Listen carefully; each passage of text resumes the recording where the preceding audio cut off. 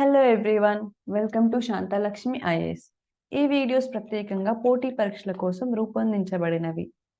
మనకి సిలబస్లో ఏ యొక్క కాంపిటేటివ్ ఎగ్జామినేషన్ అయినా దాని సిలబస్లోనే మనకి అంతర్జాతీయ సంఘటనలు, ఈ ఇంటర్నేషనల్ ఈవెంట్స్ అనేది ఒక పార్ట్గా ఉంటుంది. సో ఇంటర్నేషనల్ ఈవెంట్స్ అనేది కాంపిటేటివ్ ఎగ్జామినేషన్స్కి చాలా చాలా ఇంపార్టెంట్. సో ఈ పోటీ పరీక్షల ప్రత్యేకం వీడియోలో మనం ఈ మార్చ్ మంత్ యొక్క ఇంటర్నేషనల్ ఈవెంట్స్ ని ఇంపార్టెంట్ MCQs ప్రకారం నేర్చుకుందాము. So first question, what's the first question? Select the correct answer regarding BIMSTEC. BIMSTEC కి సంబంధించి సరైన సమాధానాన్ని ఎంచుకోండి. It was first established as BISTEC in 1997. ఇది మొదట 1997లో BISTEC గా స్థాపించబడింది. సెకండ్ వచ్చేసి Bangladesh, India, Maldives, Sri Lanka, Thailand, Nepal and Bhutan are its members. And its secretariat is located at Dhaka. దీని సెక్రటేరియట్ ఢాకాలో ఉంది. సో ఆప్షన్స్ వచ్చేసి options 1 and 2, 1 and 3, 2 and 3, all of the above. So what's the correct answer అండి? So it was first established as BISTEC in 1997. కరెక్టే. So option 1 is correct. Next, ఇది secretariat వచ్చేసి ఢాకాలో ఉంది, ఇది కూడా కరెక్టే. బట్ ఇందులో మాత్రం బంగ్లాదేశ్, ఇండియా, ఇక్కడ ఎం అంటే Myanmar.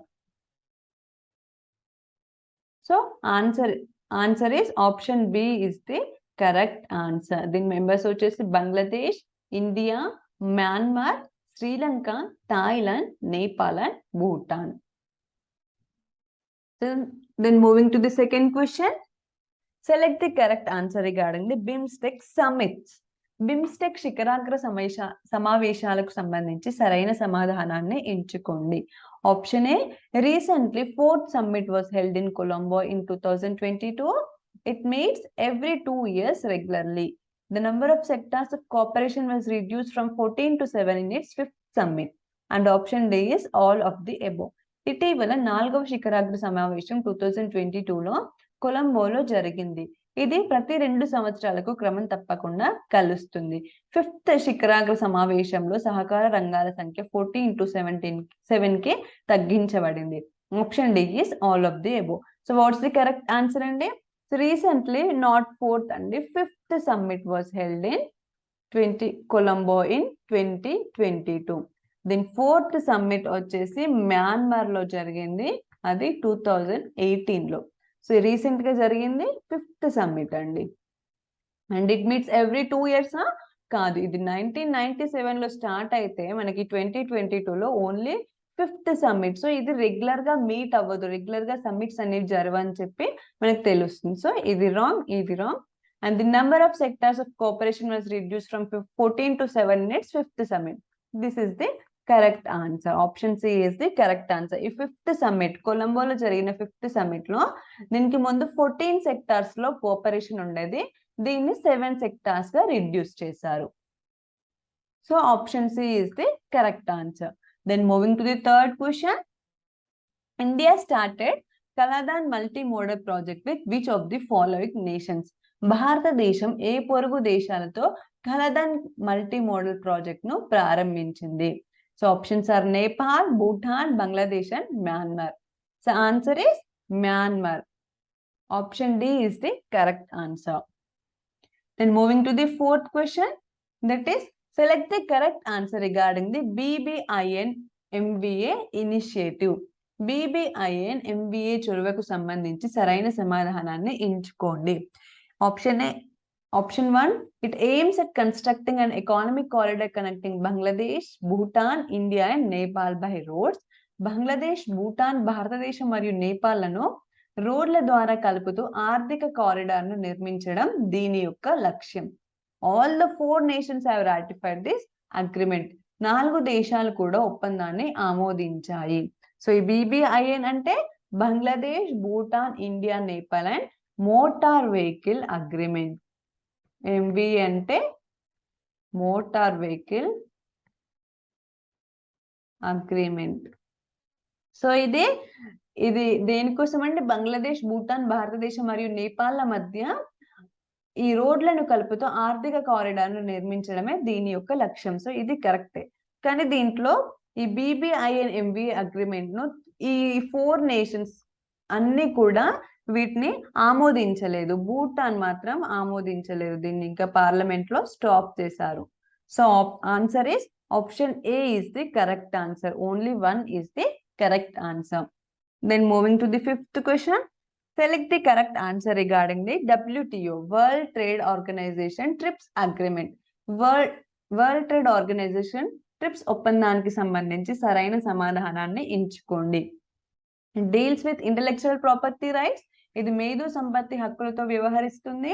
It covers copy rights, geographical indications, patents and industrial designs etcetera.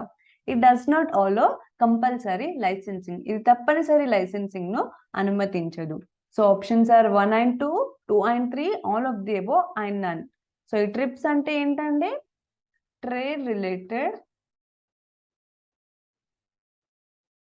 Intellectual property rights.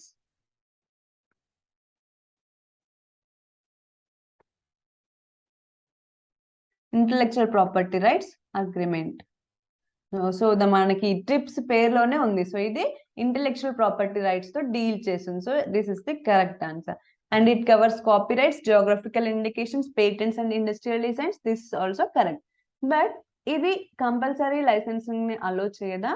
This is the wrong answer. WTO TRIPS agreement allows compulsory licensing in its Doha Agreement 2001. 2001 లో Doha agreement ప్రకారం ఈ WTO TRIPS agreement అనేది compulsory licensing ను అలో చేస్తుంది. So ఈ compulsory licensing అంటే ఏంటంటే ఎవరైనా ఒక ప్రోడక్ట్ ని లేదా ఏదైనా ఒక ఇన్వెంట్ చేస్తే దానికి పేటెంట్ ఇస్తారు కదా మనం, వాళ్ళు పేటెంట్ అది వారి యొక్క రైట్ అని చెప్పి పేటెంట్ ని తీసుకుంటారు కదా, ఇంటెలెక్చువల్ ప్రాపర్టీ రైట్ ని.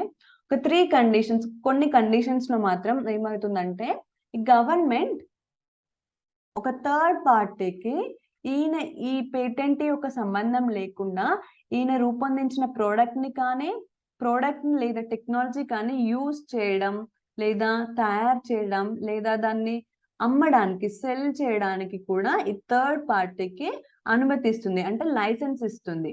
అది కొన్ని కండిషన్స్ లో మనం కోవిడ్ టైంలో ఎమర్జెన్సీ సిచ్యువేషన్స్ లో ఒకరు వ్యాక్సిన్ తయారు చేశారనుకోండి, అది కొన్ని కండిషన్స్ లో అది చాలా వరకు వెళ్ళలేదు, అప్పుడు మనకి పక్కా కావాలి అని అనుకుంటే ఈ గవర్నమెంట్ ఆ టైంలో ఈ కంపల్సరీ లైసెన్సింగ్ ని యూజ్ చేయొచ్చు. అంటే ఒక థర్డ్ పార్టీకి ఈ యొక్క వ్యాక్సిన్ యొక్క టెక్నాలజీని లేదా దాన్ని అమ్మడానికి, వారు తయారు చేసి అమ్మడానికి లైసెన్స్ ఇస్తుంది. సో దాన్ని కంపల్సరీ లైసెన్సింగ్ అంటారు. సో WTO TRIPS అగ్రిమెంట్ ప్రకారం ఇది అలో చేస్తుంది.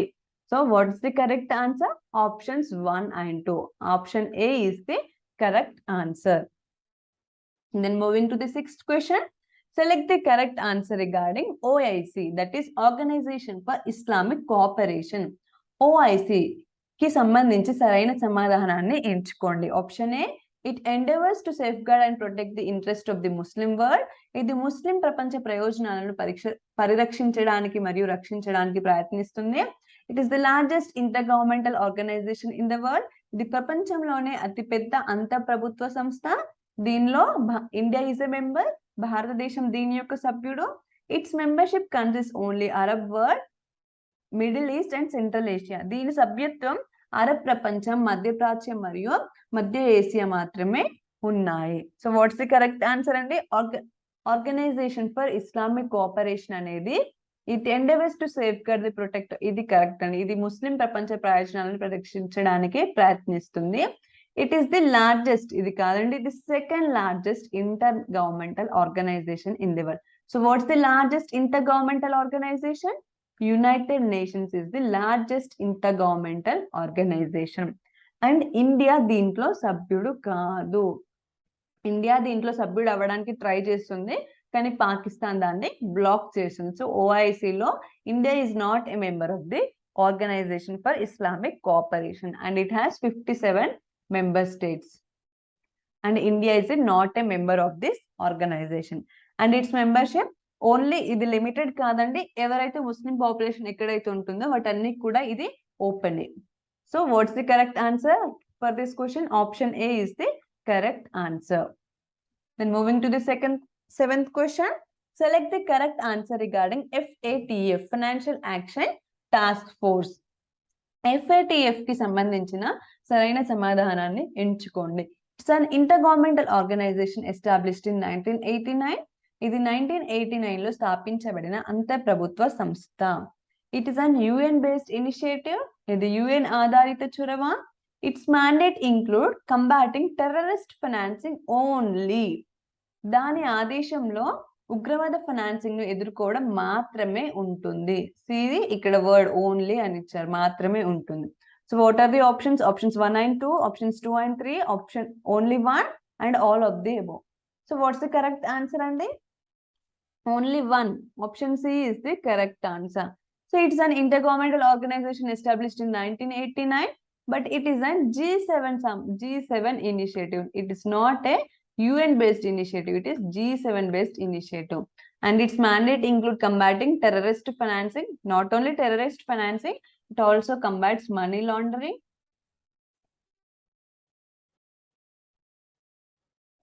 And the financial support, it aims to combat financial proliferation for supporting weapons of mass destruction. So ఈ 3 ఏరియాస్, టెర్రరిస్ట్ ఫైనాన్సింగ్ ని కంబైట్ చేయడంలో, మనీ లాండరింగ్ ని కంబైట్ చేయడంలో, అలాగే financial proliferation for weapons of mass destruction కి కూడా combat చేయడంలో ఈ యొక్క ఫినాన్షియల్ యాక్షన్ టాస్క్ ఫోర్స్ అనేది వర్క్ చేస్తుంది. So what's the correct answer అండి? Only 1. Option C is the correct answer. Then moving to the 8th question, which of the following is the grouping of G4 nations? కింది వాటిలో G4 దేశాల సమూహం ఏది? India, South Africa, Australia and Japan, India, Germany, Brazil and Japan, India, Germany, Australia and Japan, India, Brazil, Australia and Japan. So what's the correct answer అండి? Option B, India, Germany, Brazil and Japan is the correct answer. So అసలు ఈ G4 nations అనేవి ఏంటండి? ఈ 4 nations కూడా వారిని వారు United nation security council లో పర్మనెంట్ మెంబర్షిప్ కోసం, పర్మనెంట్ సీట్ కోసం 4 మెంబర్స్ కూడా వారికి వారు సపోర్ట్ చేసుకుంటారు, మద్దతుని ప్రకటించుకుంటారు. 4 నేషన్స్ కలిపి G4 గా ఫామ్ అయ్యాయి. ఏంటండి? India, Germany, Brazil and Japan to secure the permanent membership in United nation security council. So option B is the correct answer for this question. And moving to the 9th question, India conducts joint military exercise Indra with which of the following nation? భారతదేశం కింది ఏ దేశంతో కలిసి సంయుక్త సైనిక వ్యాయామం ఇంద్రాని నిర్వహిస్తుంది? Options are United States, United Kingdom, Russia and UAE. So what's the correct answer అండి? Option C, Russia is the correct answer. India, Russia కలిసి ఇంద్రా అనే జాయింట్ ఎక్సర్సైజ్ ని కండక్ట్ చేస్తారు. సో US, ఇండియా కలిసి ఏంటండి? యుద్ధ అభ్యాస్.